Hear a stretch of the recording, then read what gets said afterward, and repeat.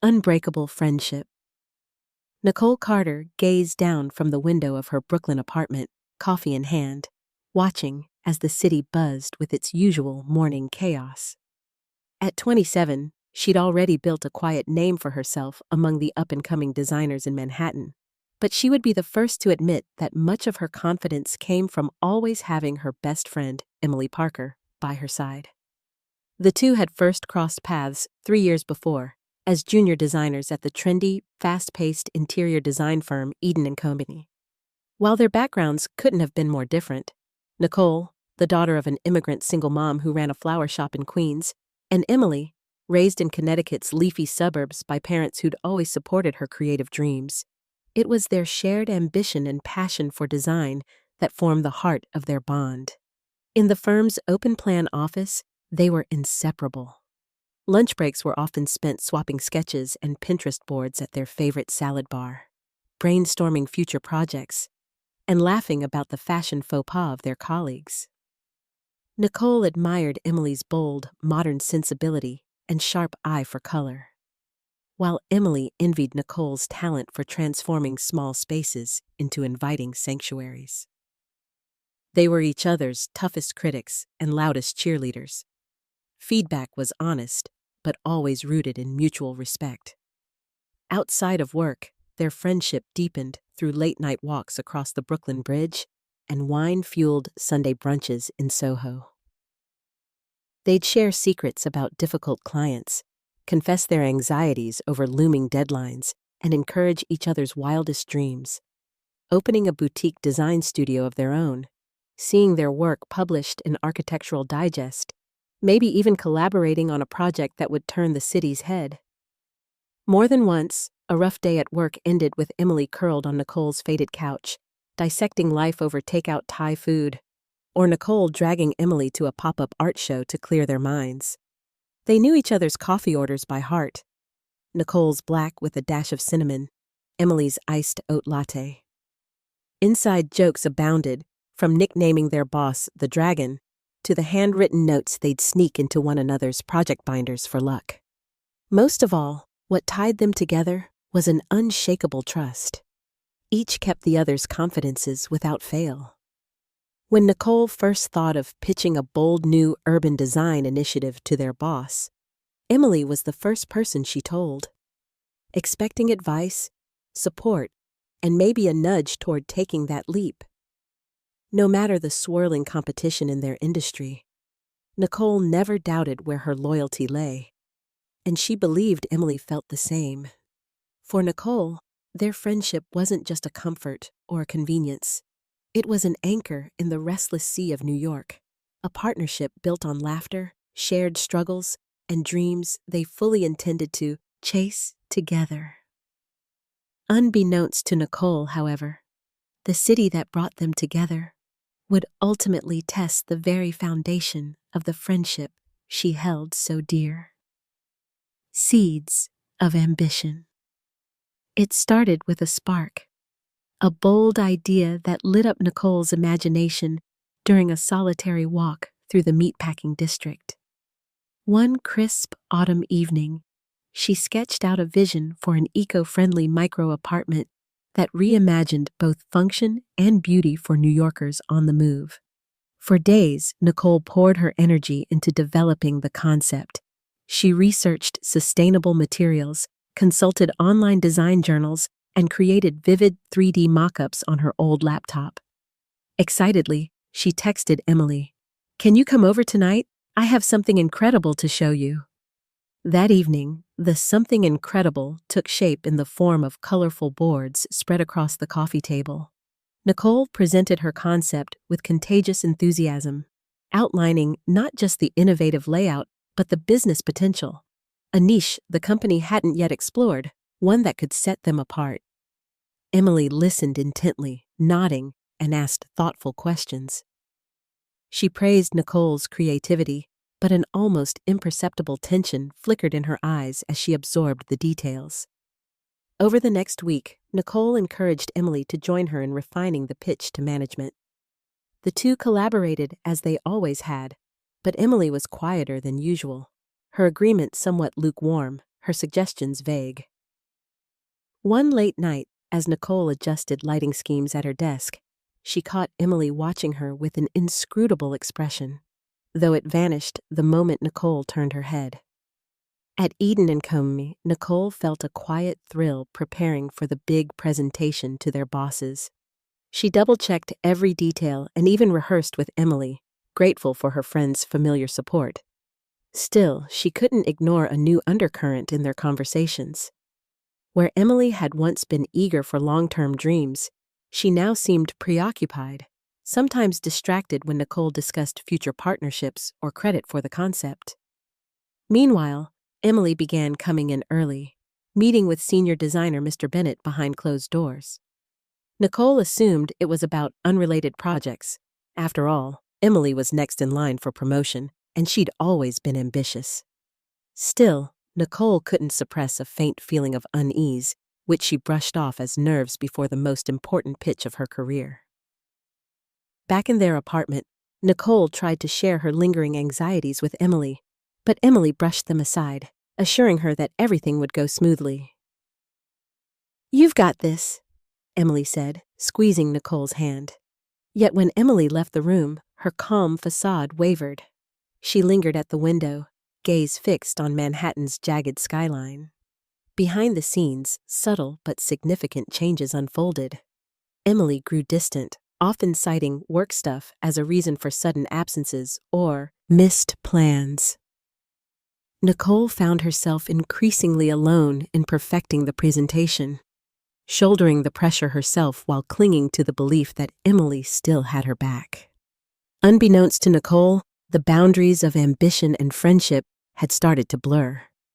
For Emily, admiration slowly became envy, resentment of the spotlight always tilting toward Nicole's talent.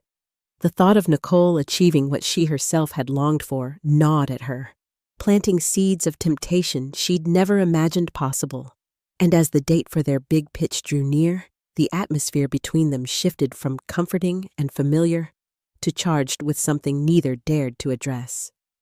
Only later would Nicole realize that, in the slight tremor of Emily's voice and the hesitation in her smile, the seeds of betrayal had already begun to take root.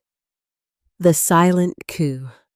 The day of the big presentation dawned cold and clear, sunlight piercing the Manhattan skyline Nicole had come to love. As she smoothed the front of her blazer in the mirror, her hands trembling with adrenaline, Nicole convinced herself that this moment was the start of everything she'd dreamed about.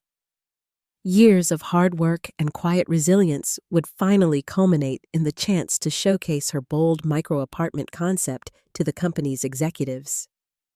Emily met her in the subway lobby, offering a smile that seemed just a shade too practiced. The two walked to Eden and Combing in near silence, Emily preoccupied with her phone. Nicole, choosing to read this as nerves, tried to lighten the mood by reminiscing about their first design proposal together. But Emily only nodded, her attention fleeting. Inside the glass-towered office, the morning was a blur. Nicole paged through her presentation one last time as the conference room filled.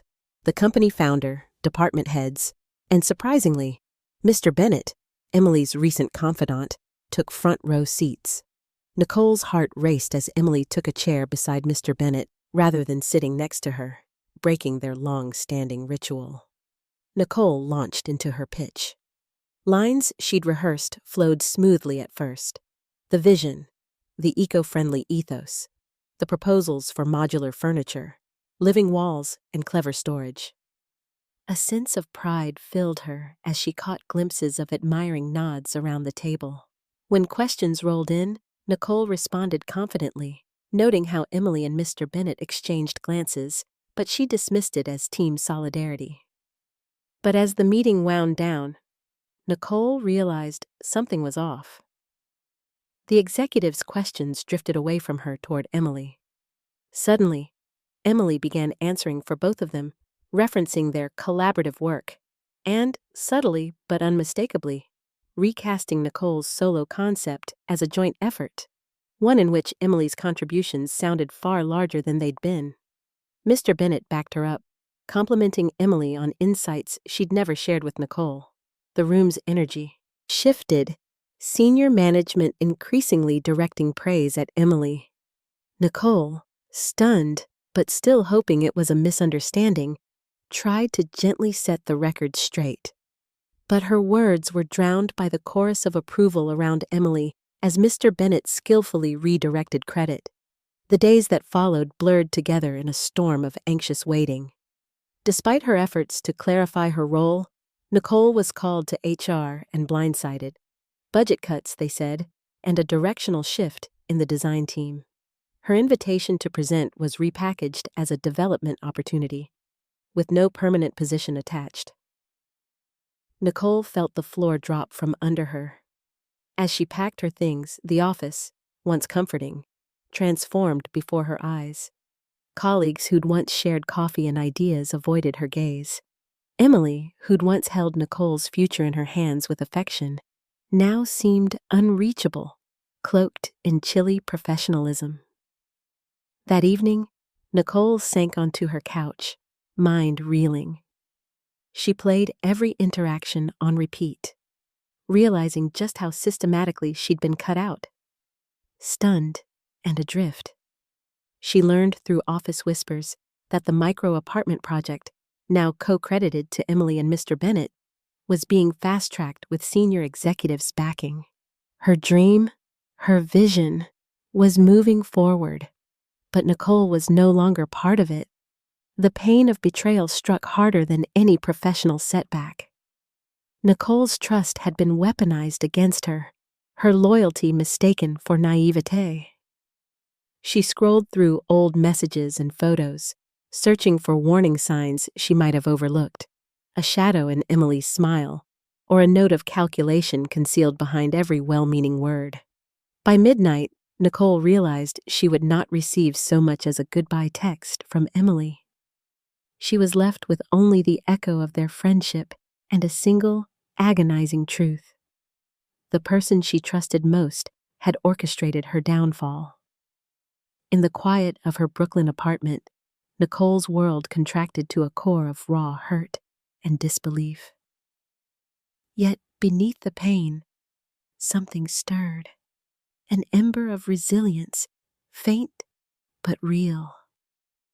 Nicole did not know how she would recover, but she silently promised herself that this betrayal would not define her story. The city outside moved on, oblivious to her heartbreak, but Nicole Carter, though shaken, was not done yet. Descent into darkness. Nicole awoke the morning after her abrupt firing to the bleat of garbage trucks echoing down her street. A pale gray light seeped through her window blinds, casting the room in washed-out gloom. For a moment, she wondered if all that had happened was just a vivid nightmare. The betrayal, the meeting at HR, the way her desk had seemed to sprout distance between her and everyone she once called coworkers. But on the kitchen counter, her visitor badge, hastily turned in and never meant to return, anchored her to reality. She shuffled into the living room, pulling a blanket tight around her shoulders. Her phone glowed silently. No messages, no missed calls. Not from Emily, not from anyone from Eden & Co. She scrolled through her group chats, once teeming with inside jokes and dinner plans, now eerily silent. In the cold glow of the early hour, Nicole realized that she had not just lost her job and her project, she had lost her world. As the days passed, the sense of stillness grew oppressive. Nicole found herself moving through her own apartment like a guest, walking from room to room in restless circles, unable to find rest or purpose. She'd stare at the wall where her carefully framed degree from Parsons School of Design hung, its embossed lettering a mockery now. Was any of it real? Any of it ever hers? If it could all be stolen in a single week? The city outside pressed on, indifferent. Brooklyn's brownstones and bistros, the subway's shrieks, all seemed part of a rhythm she no longer knew how to join. Nicole tried to fill the empty hours. She baked a loaf of banana bread and let it go stale. She started home improvement projects only to abandon them in half-finished chaos. Dust collected on the little succulents she'd once tended with care. Each attempt at distraction only spiraled her further into reflection. Sometimes she'd sit on her sofa for hours, replaying the moments with Emily. Their laughter, the nights spent drafting dream projects, the unspoken assurances that had always passed between them like invisible life preservers. She wondered how much of any of it had ever truly been mutual. Had Emily always viewed her as an obstacle, or worse, as easy prey? Nicole tried going for walks, winding through the leafy blocks of Carroll Gardens with a cap pulled low over her eyes. She wandered past the coffee shop where she and Emily had once brainstormed over oat lattes, past the little park where they'd brainstormed names for their someday design studio. The city's vibrance, which once inspired her with its possibility, now felt like a mocking tableau. Everyone else surging forward while she stood submerged in quicksand. Nights were the hardest. Shadows slid across the ceiling as Nicole lay sleepless, her mind ping-ponging between anger and despair. Sometimes the betrayal burned so hot she wept into her pillow. Other times she felt nothing at all, just a hollow ache echoing in her chest. She kept her phone by her bed, even as she stopped expecting it to buzz. A week after her dismissal, Nicole's mother called from Queens. Her voice, thick with concern and laced with an accent soft from years of hard work, tried to break through Nicole's wall of isolation. "Ni, chao ka onkom, I haven't heard from you," her mom said, using the nickname she'd had for Nicole since childhood. There was silence, then gentle encouragement. "You rest for now, Kongai. You are strong. Sometimes life tests us, but you never walk alone, okay?" Still, even after the call, Nicole felt adrift. Well-meaning texts from cousins and her old roommate went unanswered. She couldn't bring herself to explain, couldn't find the words to capture the depth of pain or the humiliation of having her life's work snatched by the person she'd trusted most. Financial anxieties soon compounded the emotional ones. Without her Eden and Combe paycheck, Nicole was forced to tally up her savings, calculate rent and bills, and delete groceries from her online cart. She canceled her meal kit subscription, let her gym membership lapse, and started brewing coffee at home instead of splurging at her corner cafe.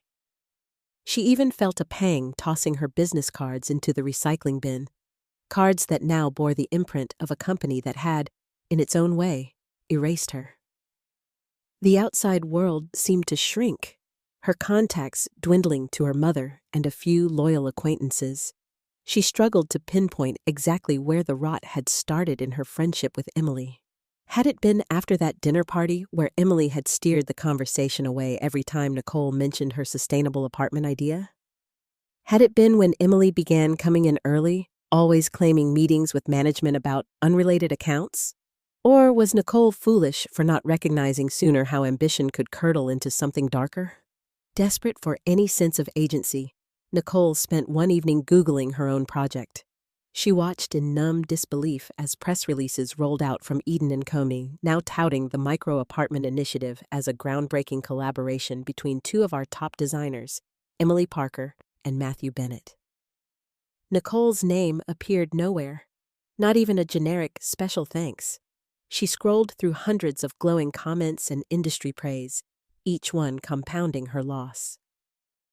In the lowest moments, Nicole considered giving up design altogether. The thought of walking into another interview, risking the same vulnerability, made her recoil. She toyed with other career paths, bartender, flower shop assistant like her mother, even moving out of New York altogether. Anything to escape the echo chamber of disappointment. But in that quiet, her mind kept returning to design. She sketched half-formed concepts in the margins of old notebooks, ideas as automatic as breathing. One stormy afternoon, when thunder drummed overhead, Nicole dragged open a dusty box and found her Parsons project portfolio. Meticulous, inventive, undeniably hers. For the first time in weeks, a flicker of something besides hurt flared. a stubborn, defiant ember. Renewed by the smallest sense of agency, Nicole began tidying her apartment, cleaning away the evidence of her collapse. She printed out a fresh resume, if only to prove to herself that she wasn't broken beyond repair. Though her self-esteem was in tatters, she read design blogs and tracked trends, organizing clippings on her corkboard the way she used to before Eden and Kundu. The next day, Nicole's oldest friend, Maya, called and, refusing to take no for an answer, showed up with Thai food and a bottle of Malbec. Maya listened to Nicole's story without interruption, her eyes fiery with sympathy and outrage. "Don't let them steal your passion too," Maya said above the city's nighttime hum. "That fire in you? Emily never had that. They can copy your ideas, but they'll never have your mind." For the first time, Nicole allowed herself to be comforted. Her world was still damaged, racked with the aftershocks of betrayal. She had no clear plan, no steady job to anchor her. But she was not, as she'd feared, entirely alone. That night, she dusted off her laptop and opened a new design file. Her hands shook as she sketched out a small, unassuming space, a sanctuary for someone starting over. It was only a beginning, but for Nicole, it was enough to remind her who she was beneath the wounds. The city outside continued its relentless churn, but as dawn crept in, Nicole Carter realized she still had fragments to build with, and perhaps, someday, the strength to start anew. A new beginning. The weeks following Nicole's collapse blurred into a stretch of overcast days and long, uncertain nights. Yet, as the echoes of her old life began to fade, something else took root, an uneasy kind of hope. She realized that despite losing her job, her project, and her closest confidant, she still had the skills, experience, and passion that had driven her from the very beginning. It was time to reinvent her story. Nicole started small, tending to her wounded pride with the steady hands of a craftsman. The first step was structure. She mapped out a schedule, even if her calendar was mostly empty. Mornings were for research and inspiration, scrolling design blogs, reading architectural journals, and poring over photographs of minimalist micro-apartments from Tokyo to Stockholm. She hunted for creative sparks wherever she could find them. The asymmetric brickwork of a Brooklyn brownstone, the sunlight stretching through a train car window, the densely layered shelves of her mother's flower shop. But starting over meant more than sketching theories. Nicole needed clients. With little more than her Parsons portfolio and photographs of her freelance projects, she launched a website and created social media pages under the name. The first weeks were riddled with practical headaches. Nicole realized how much she'd taken for granted at Eden and Company, the resources, the contacts, the steady stream of referrals. Now, she was her own accountant, marketer, and assistant. She researched business licenses late into the night, filled out forms, and nervously made her first phone calls to would-be clients. There were awkward silences and plenty of polite rejections, but Nicole pressed on, her determination now edged with something almost stubborn. Money was tight. Rather than retreat, Nicole embraced the limitations.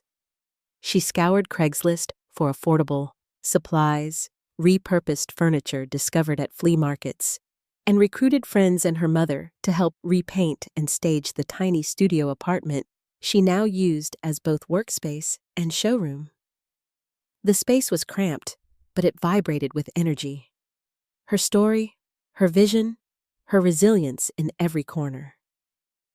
Slowly, Carter's studio began to attract attention. At first, it was small jobs posted on community boards, a writer needing a calming nook to finish his novel, a new mother wanting to reimagine a corner of her walk-up for her baby's crib, a coffee shop owner searching for a splash of color to stand out from the competition. Each project was a lifeline. Nicole poured herself into her work, treating every client as if they were her only one, every space as if it were her own. Her designs reflected her journey. Nicole's signature became the artful blending of comfort, warmth, and purpose. Furniture that slid and stacked, walls that doubled as storage, plants that cleaned the air and softened the urban grind. She sourced local, sustainable materials whenever possible, often walking across the city to negotiate directly with vendors and artists. Sometimes she spent late nights hand-painting walls or assembling flat-pack shelves alone, driven by nothing but conviction and caffeine. Every success, no matter how small, boosted her confidence. Each client's gratitude dimmed the shadow Emily and Eden and Company had cast. Nicole celebrated the wins, posting before and after photos on Instagram, collecting testimonials, and sending handwritten thank you notes to clients who referred her to friends or family. Carter Studios' following grew, first by dozens, then by hundreds, as neighbors and acquaintances began to notice the energy Nicole brought to overlooked corners of the city. But setbacks remained. There were weeks when no new inquiries landed in her inbox. Sometimes, furniture shipments arrived broken, or city permit delays stalled her progress. On one especially bleak morning, Nicole returned home to find her showroom's window cracked, a storm having swept through while she was away. For a moment, she considered calling it quits, selling what little she'd gathered, moving home to Queens, leaving the city behind. It was Maya, ever the stalwart friend, who helped her sweep up the glass and patch the frame. "You've rebuilt before," Maya reminded her. "This is glass. You're unbreakable." That night, Nicole wrote a list of every obstacle she'd conquered and tacked it to the wall right above her desk.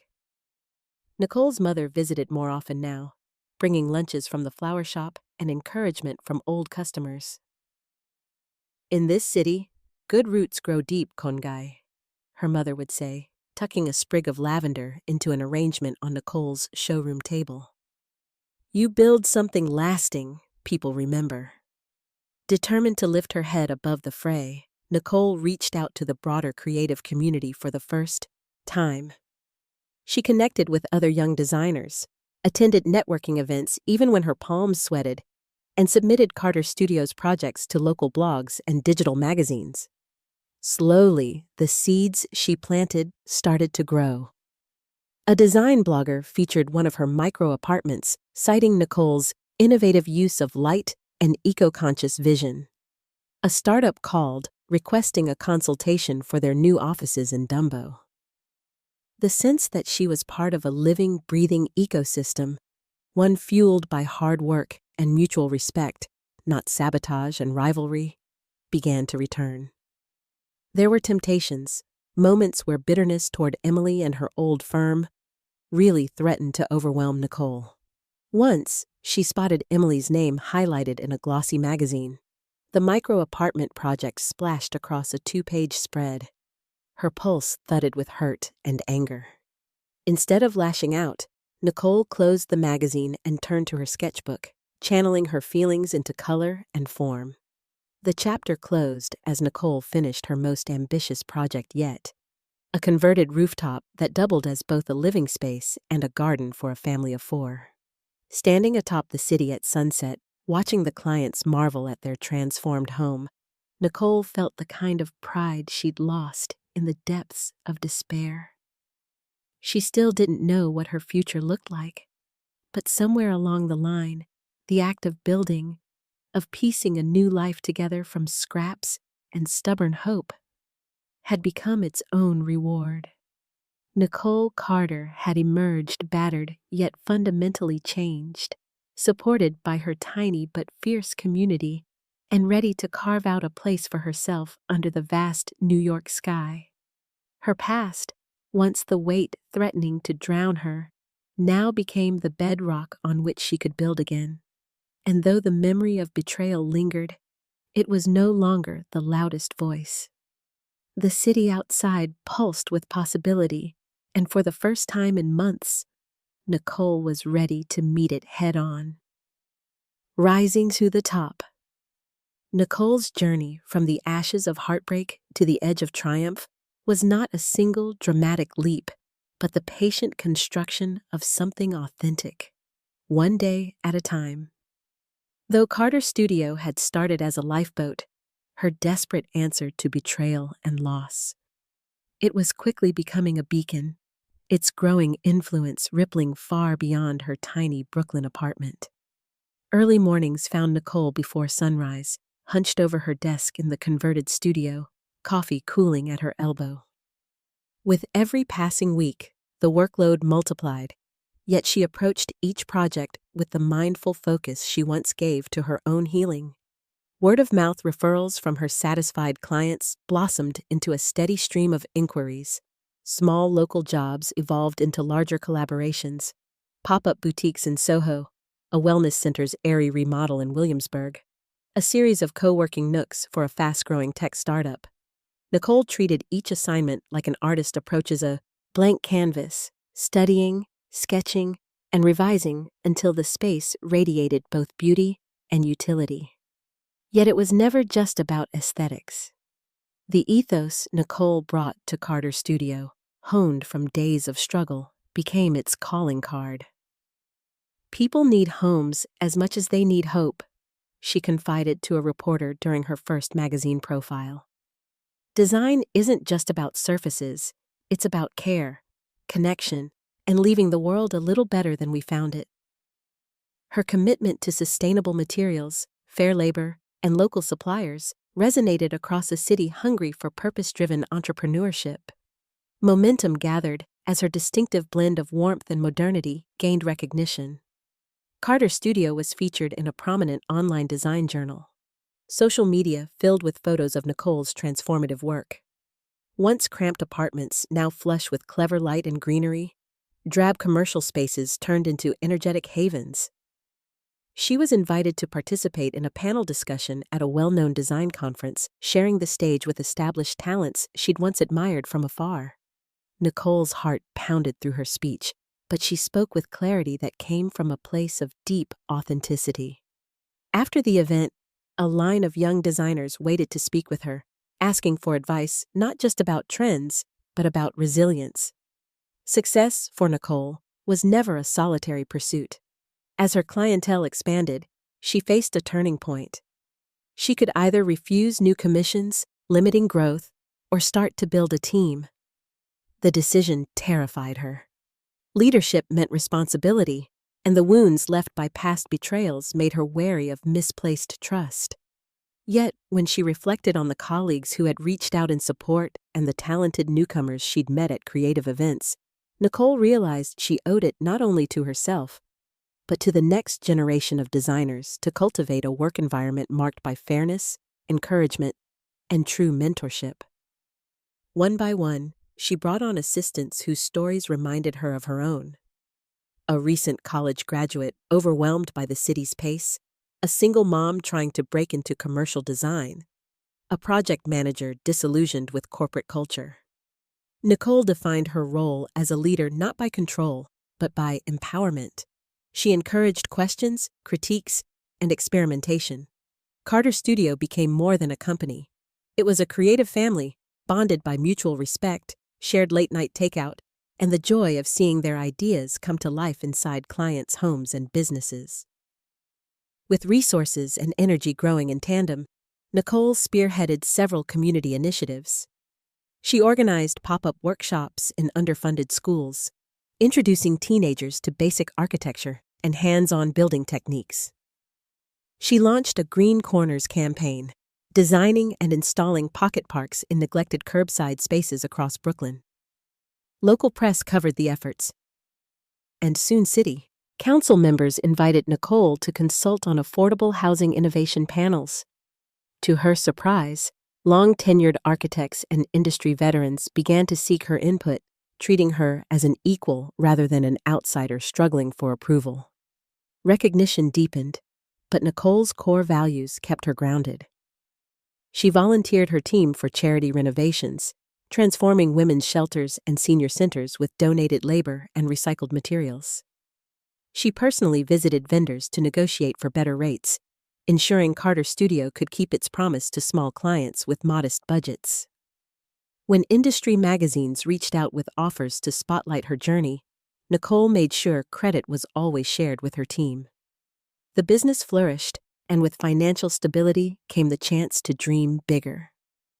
Nicole moved Carter Studio into a sun-drenched loft, still in Brooklyn, still close to her roots, but with enough room for a materials library, a small workshop, and a communal kitchen where her team could unwind.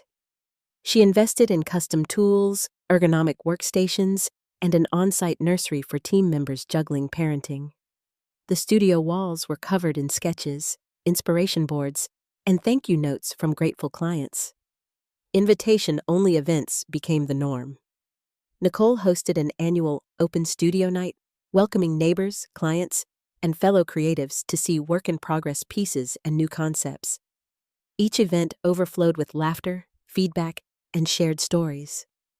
Local artists and craftspeople were encouraged to showcase or sell their wares.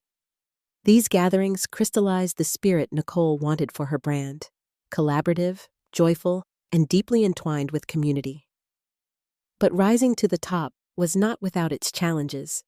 As Carter Studio's star ascended, Nicole faced growing scrutiny. Competing firms attempted to poach her team or undercut bids. Some questioned whether a young, self-made designer could sustain such momentum. A few even whispered that her rise must be a product of luck or mere trend-chasing. Nicole confronted these slights with the dignity and determination that now defined her. She chose to let her work and her team's loyalty speak for themselves. Indeed, the relationships she cultivated became her firm's greatest asset. Suppliers called with first notice of new eco-friendly materials. Media outlets reached out for exclusive interviews and trend predictions.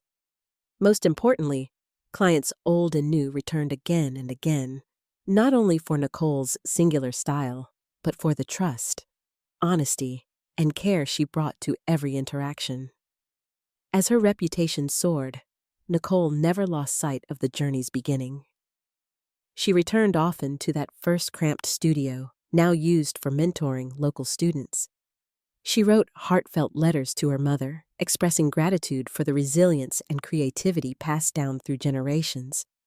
And when she needed to recharge, she found solace in Brooklyn's quiet streets, the city that had once threatened to break her, but now offered 1,000 daily reminders of possibility. There were moments when Nicole thought of the old wound of Emily and Eden and Comey, of how she was forced to rebuild from nothing. But memory became a quiet source of strength rather than pain. She had discovered, through the ordeal, that success built on authenticity and kindness was not only possible, but powerful. Nicole Carter, from near oblivion, had become an innovator, a leader, and above all, an inspirer of others. Standing in the glow of her studio one late evening, her team gathered around a completed design. Nicole allowed herself a smile of irrepressible pride. She had not just climbed back from the abyss. She had rewritten what it meant to rise to the top. Threatened rivals. As Carter Studio's reputation flourished and Nicole's designs began appearing in citywide features, the tremors of her success reverberated far beyond her Brooklyn loft. In polished boardrooms and cocktail napkin conversations across Manhattan, talk of the innovative star from Brooklyn intensified. The name Nicole Carter was spoken with equal parts admiration and envy, and in one particular office, with a growing sense of dread. At Eden and Comey, Emily Parker sat in her glass-walled office, skimming yet another glossy magazine cover adorned with Nicole's new rooftop garden project. Her own title, once a mark of pride, felt heavy and vulnerable. The eco-friendly micro-apartment she and Mr. Bennett had so publicly claimed was fading from the industry's memory, replaced by stories of Carter Studio's neighborhood pop-up parks, charitable renovations, and collaborative artistry. The initiative they'd once paraded as pioneering now seemed stale, even derivative, in the wake of Nicole's fast-evolving body of work. Worse still, Emily had begun hearing rumors. Former colleagues, once eager to curry her favor, now raved about Nicole's workshops in underserved schools. An old friend forwarded her a podcast where a popular architect praised Carter Studios' community-first ethos, a subtle, pointed contrast to the directionless glitz Eden and Company had drifted toward. At first, Emily dismissed these as passing trends, the industry's fickle way of chasing the new. She convinced herself that Nicole's moment would blow over. But as months rolled on and Carter Studios' waiting list grew, doubt crept in. Clients Eden and Company had long considered exclusive suddenly began requesting joint proposals with Nicole. Young talent gravitated toward her vibrant team. Even press invitations, once reliably addressed to Emily, arrived awkwardly under her rival's name. Every email, every pitch review at Eden and Company carried a whiff of anxiety. Was this how legacy unraveled, quietly and inexorably? Frustration simmered beneath the surface. Emily began micromanaging her own team, snapping at junior associates who dared suggest borrowing from Carter Studios' playbook. She called emergency meetings about revamping the brand, pushing for more sustainable messaging and customer engagement. But her attempts had the hollow ring of mimicry, campaigns engineered to impress, not inspire. She skimmed social media at night, dissecting Nicole's posts, hunting for any sign of inauthenticity or vulnerability. The more she searched, the clearer it became. Nicole's connection with her audience was sincere, her values embedded in every project, her network growing organically through gratitude and inclusion. Meanwhile, Mr. Bennett grew more restless than ever. With Eden and Company's major clients asking for project proposals inspired by Carter Studio, his own authority wavered. He attempted backroom deals to poach Nicole's staff, offering inflated salaries and promises of real influence. Most declined politely. A few left, only to quietly return to Nicole's camp weeks later, citing the toxic atmosphere that now pervaded Eden and Company. The mounting pressure bred paranoia. Emily and Mr. Bennett hatched schemes to reclaim their stature.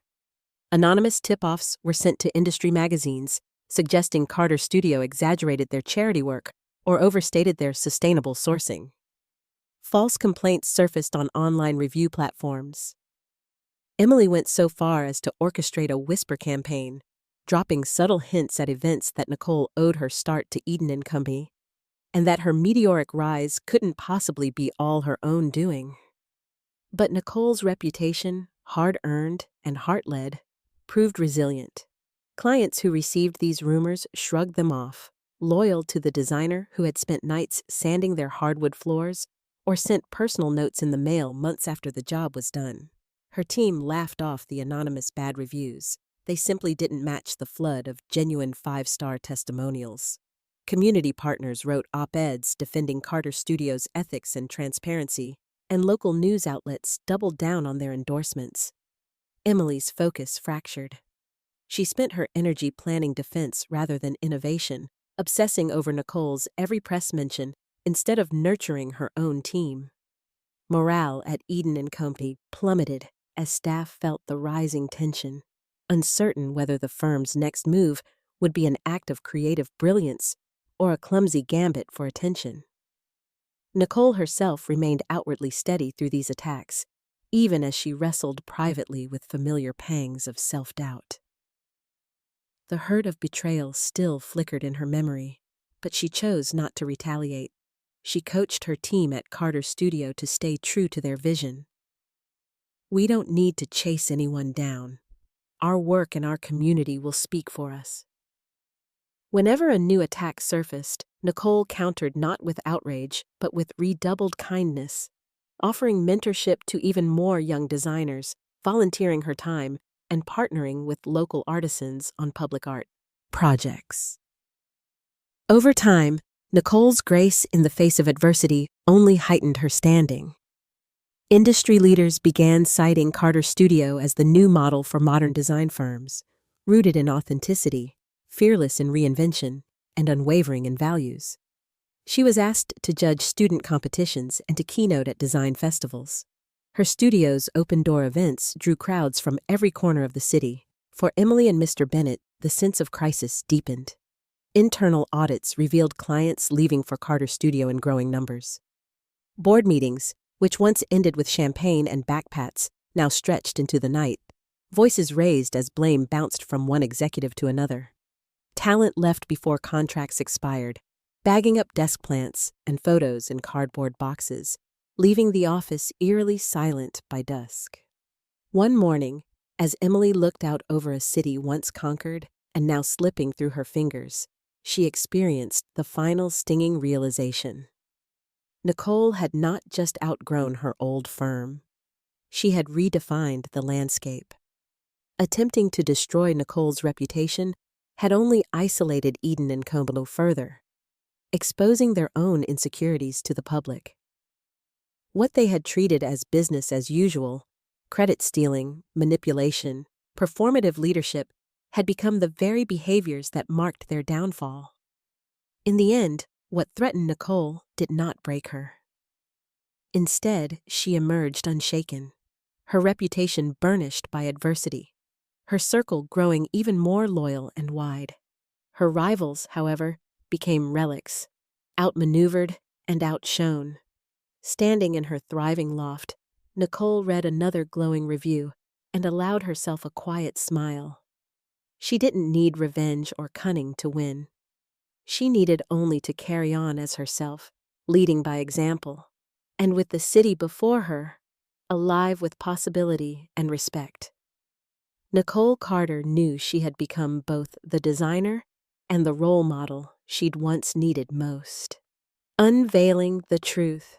Despite her remarkable resurgence, the weight of Nicole's stolen idea and unresolved injustice never left her. Late at night, when the world grew quiet and the only sound was the faint rumble of traffic outside her loft, the specter of betrayal returned. No amount of professional acclaim could erase the experience of seeing her vision paraded before the world without her name. The wound was quieter now, less raw, but etched deep. Nicole had wrestled for months with the question of what to do about Eden and Company's theft and Emily's duplicity. She envied the clarity of those around her, friends who said, "You deserve justice," or the mentor who advised, "You have to set a precedent for yourself and for others like you."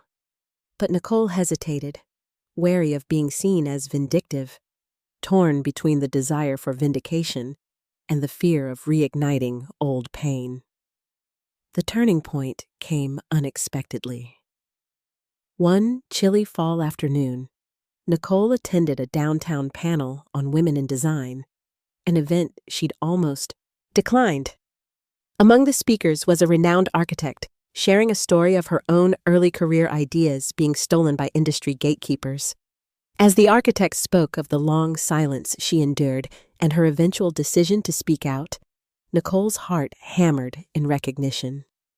The architect's closing words, "If I hadn't stood up, others would have suffered the same fate," echoed in Nicole's mind long after the applause faded. That night, she sat cross-legged on her living room floor, old sketchbooks and thumb drives strewn around her, piecing together the chronology of her micro-apartment concept. She found everything: emails to Emily, dated blueprints, even a photograph of her original model perched on her windowsill, time-stamped months before Eden and Company's first press release. The evidence was indisputable. Nicole met with Maya, her oldest friend, and with a legal advisor recommended by a design colleague. "You have a case," the lawyer told her after scrolling through page after page of evidence. "This is about more than intellectual property. It's about your voice." For Nicole, the legal path was daunting, and the notion of press involvement even more so. Still, she steeled herself, less from vengeance than from an emerging sense of duty.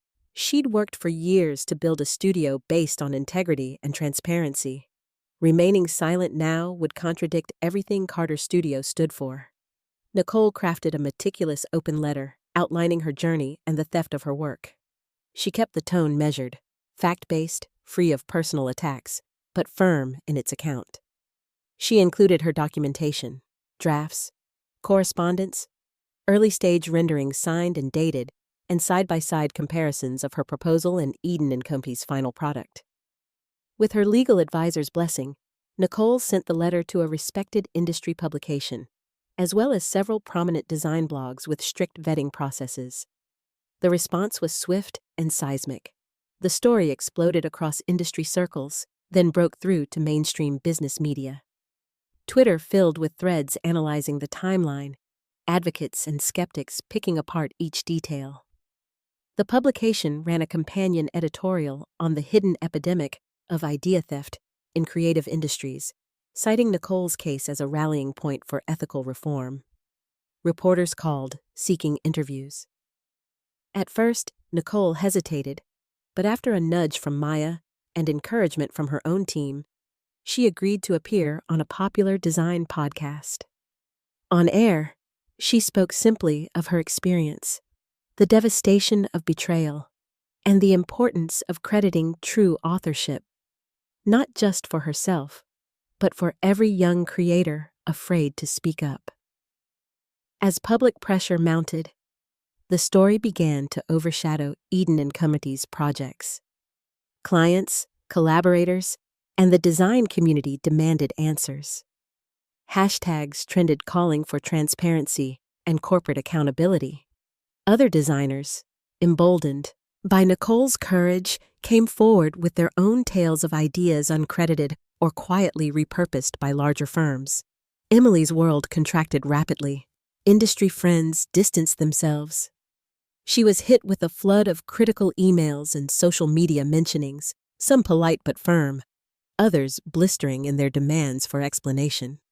Mr. Bennett, for years a master at smoothing over controversy, found himself stonewalled by journalists unwilling to accept evasive statements or half-hearted apologies. Under mounting scrutiny, Eden & Company called an emergency press conference.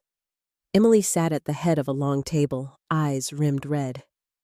The firm issued a carefully worded statement filled with vague acknowledgments about collaborative environments and complicated authorship, but refused to specifically credit Nicole.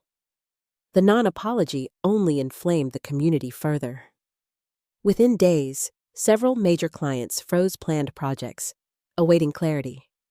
A coalition of young designers announced they would not apply for positions at Eden & Co. unless a full investigation was launched. Carter Studio received an outpouring of support, letters and emails from all over the country, some from admired figures Nicole had never met, thanking her for bravely reclaiming her work. Still, Nicole maintained her composure, refusing to be drawn into personal mudslinging or gloating. "This isn't just my story," she repeated in interviews, "and it never should have happened in the first place." However, she granted one exclusive interview to an influential magazine where she laid out the facts and also described the emotional toll, the sleepless nights, the fear of retaliation, the loneliness of being doubted even by friends. Her candor struck a chord. Eventually, pressure became intolerable for Eden & Co. Industry organizations began their own reviews. Whistleblower accounts emerged, confirming patterns of uncredited work. Facing potential lawsuits and a mass exodus of clients, the board pushed for accountability. Mr. Bennett resigned. Emily was quietly removed from the leadership team. A full investigation led to an official statement finally crediting Nicole Carter as the originator and principal designer behind the now famous micro-apartment concept. For Nicole, the vindication was bittersweet. Part of her mourned the loss of the bright-eyed optimist who once believed good work alone would be enough. Yet as messages of gratitude poured in from students, professionals, even competitors, she realized she'd helped forge a path for those behind her. The journey had taken more than talent or perseverance. It demanded courage to trust her own story, even when others sought to erase her. Her circle rallied. At Carter Studio, the news was met with a quiet celebration. Her team uncorked a bottle of Prosecco, sharing a toast not just to vindication, but to new beginnings built on transparency, humility, and trust. For the world outside, Nicole had, become a symbol, not just of artistic vision, but of the grit required to stand tall against an unjust system. For herself, she understood that real power was never in the headlines, but in the refusal to back down from the truth. Justice and mercy. The storm that swept through New York's design world left Eden and Comey in shambles. As one of the city's best-known firms, its public fall became a lesson in accountability. Headlines chronicled the collapse. Design giant rocked by scandal, whistleblowers force industry reckoning. And at the center, Nicole Carter, reluctant symbol of both vulnerability and valor. In the aftermath, Emily and Mr. Bennett faced swift consequences. The board's investigation dug deeper than Nicole's case, unearthing years of uncredited work, backroom deals, and quiet departures swept under plush office rugs. Both were swiftly dismissed, their reputations left in ruins. Major clients abandoned the firm. Sponsors withdrew. By spring, the once bustling Eden and Comey offices had been reduced to a skeleton staff, its future uncertain. For Emily, the fall was especially brutal. Overnight, she lost not just a title, but her sense of invincibility. Hustle and ambition had always been her armor, but now her name was spoken in cautionary tones across the industry. LinkedIn endorsements vanished. Invitations to industry panels dried up. Former friends and coworkers distanced themselves, wary of being pulled into the scandal's wake. Rumors swirled of Emily applying for jobs far outside the design world, desperate for a second chance. She tried contacting Nicole, emails that ranged from guarded apologies to raw pleas for understanding, but Nicole could not bring herself to answer. Mr. Bennett fared no better. For decades, he'd ridden the waves of office politics, always landing on his feet. But this time, the tide had turned. His resignation was buried in jargon-heavy press releases, but word spread quickly. Bennett's mentorship was now synonymous with manipulation. When a local university revoked an invitation for a guest lecture, he realized just how far his influence had dropped. Unmoored and disgraced, he quietly left the city. Yet amid the swirl of headlines and rushed judgment, Nicole struggled with a gnawing sense of emptiness. None of it, the firings, the official statements, even the avalanche of support, could turn back time or restore her belief in unbreakable friendship. Some part of her had expected satisfaction or triumph, a restoration of balance. But justice, she realized, did little to alleviate the ache of loss. Nicole had spent much of her adult life idealizing meritocracy, the idea that talent and effort would always win out and that goodness bred goodness in return. The reality was sadder and wiser. Betrayal, she now understood, left marks not just on the betrayer, but on the betrayed. A wariness that colored every bright new relationship, the shadow of past hurt creeping into future trust. Some nights, Nicole scrolled through old photos of herself and Emily, both arms thrown around each other, faces split with laughter. She wondered if forgiveness was ever truly possible. But with Carter's studio's success came a new kind of responsibility, the power to define how the story would end. Nicole refused to become hardened or vengeful, no matter the temptations. She answered invasive press questions with care, declining opportunities to revel in her former friend's downfall. When television hosts invited her to share the juiciest details, Nicole set clear boundaries. "This isn't about individuals," she explained gently, "but about honest work and the courage to speak up. I want to create change, not destroy people." She extended that same courtesy to her own team. When junior designers asked about Emily's fate, Nicole redirected their curiosity toward more constructive conversations: ethics, empathy, and resilience. We're accountable for our choices, she'd say, but also for the way we respond to harm. Justice means protection, but mercy leaves room for people to grow. In interviews, Nicole made a point of urging the industry not to vilify scapegoats, but to demand fair systems that protected everyone's ideas. Around this time, Nicole received an unexpected letter from Emily. Unlike her earlier emails, this one was handwritten, the script trembling, raw. Emily admitted her jealousy, confessed to pushing boundaries in her hunger for recognition, yet did not ask for forgiveness.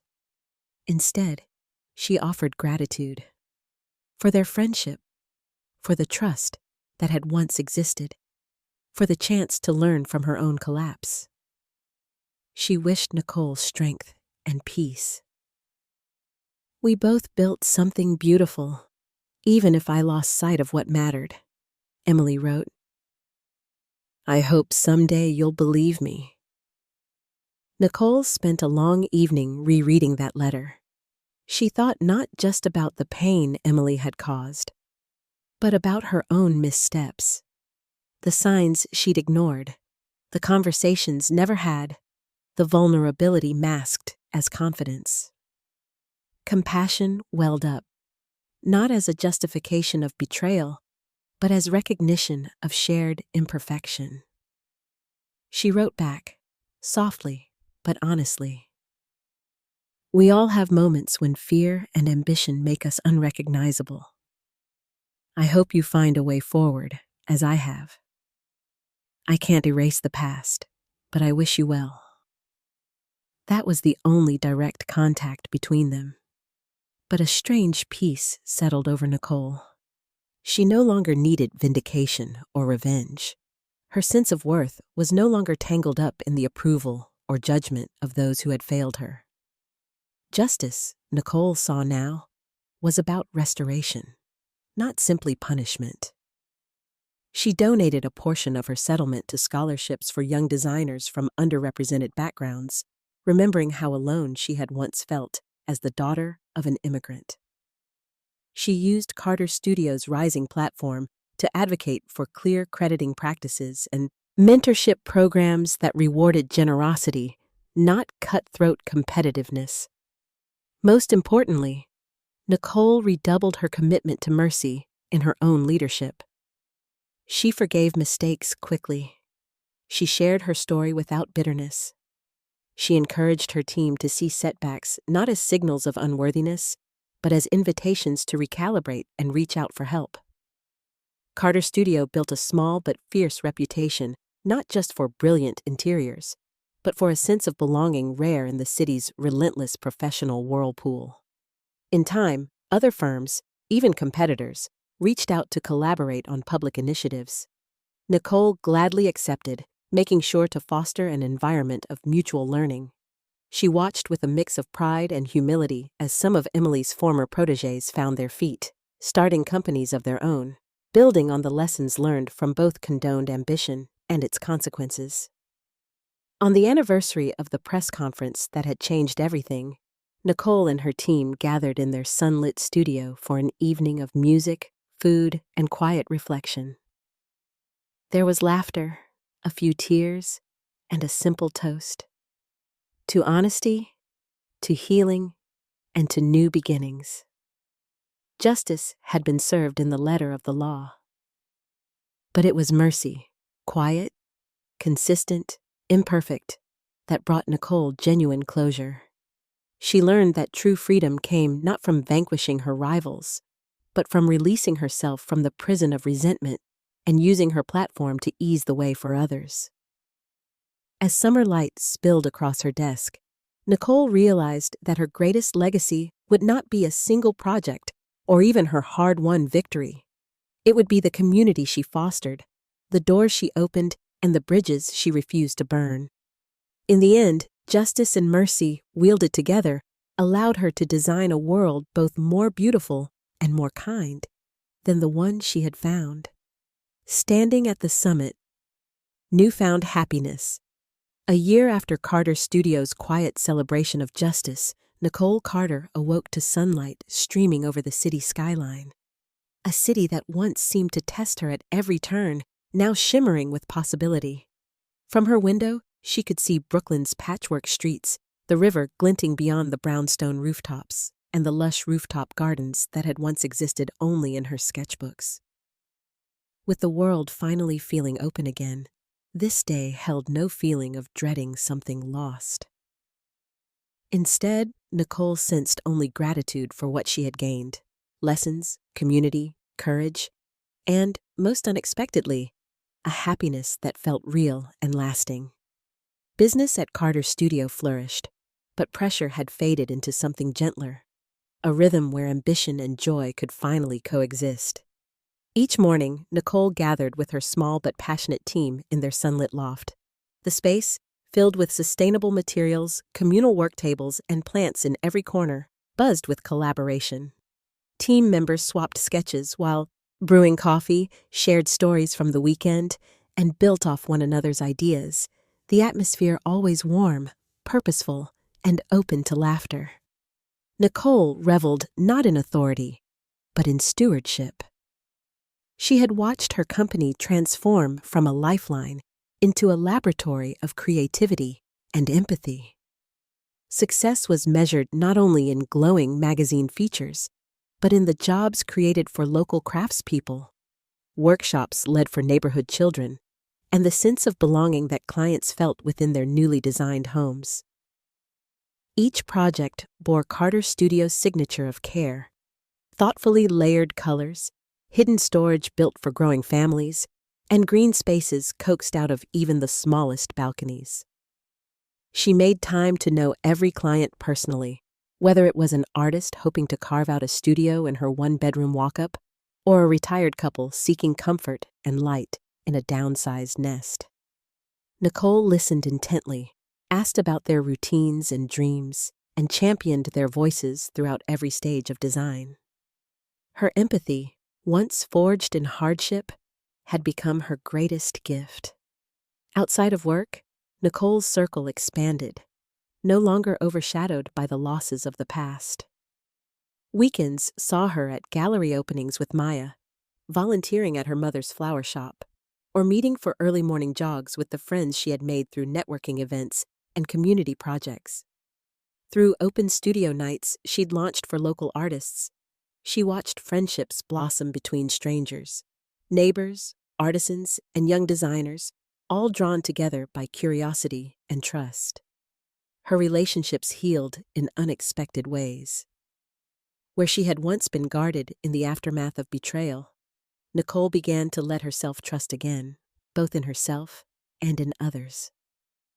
She learned to delegate projects, leaning into her team's strengths and encouraging them to pursue their own visions. Mistakes were met with patience and reflection, not blame.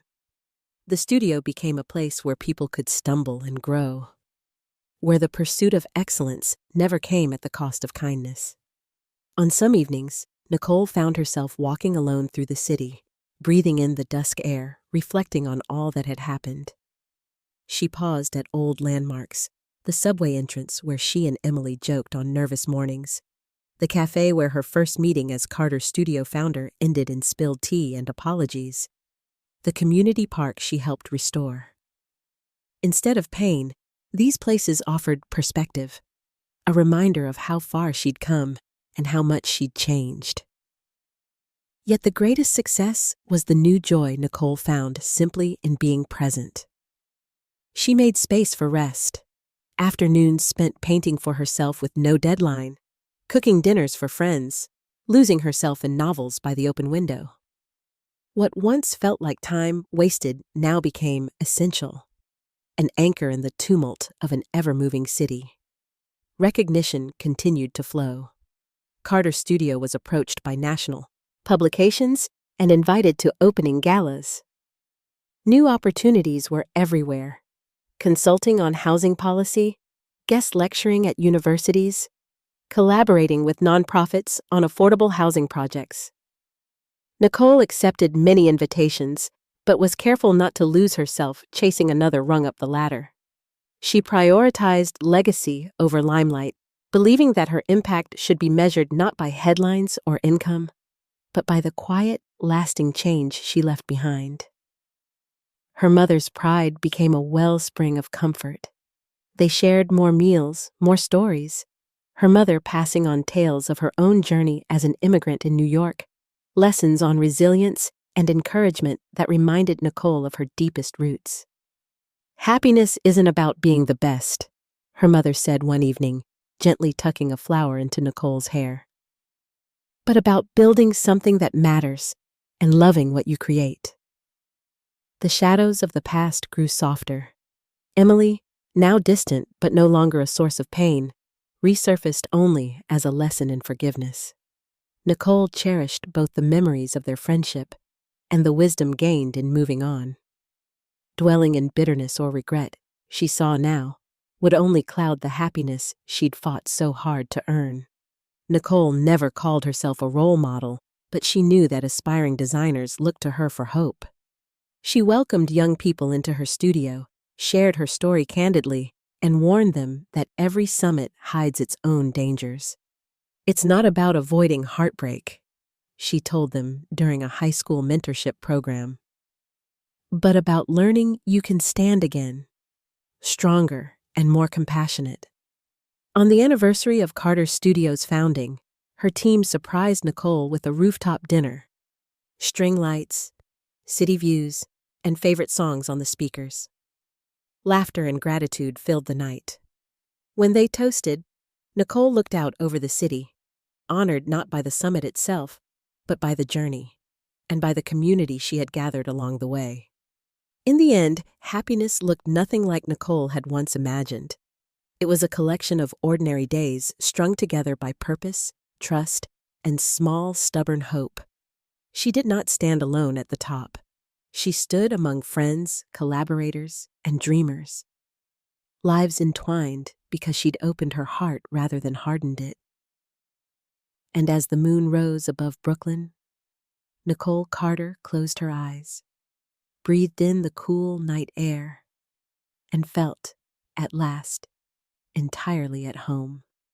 With herself, with her city, and with the happiness she had built from the broken pieces of her past.